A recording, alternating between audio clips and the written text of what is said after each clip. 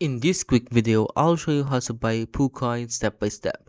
So the first step is to go to app.pancakeswap.org, then click here and connect your wallet. As you can see, I have already connected my MetaMask wallet.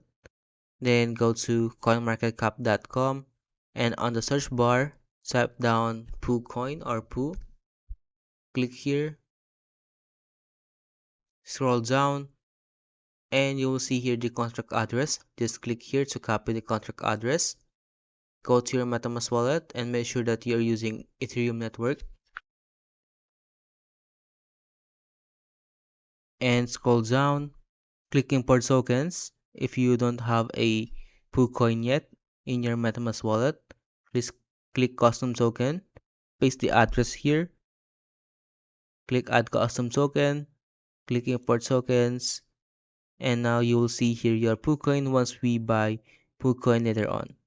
Then go to app.uniswap.org, click here and select a token you want to swap, for example Ethereum. Click here and paste the address here. Click here, click I understand, and just type down the amount of Ethereum you want to swap. For example, 1 Ethereum. Then you will receive this amount of POOH coin in your MetaMask wallet once we have swapped the Ethereum.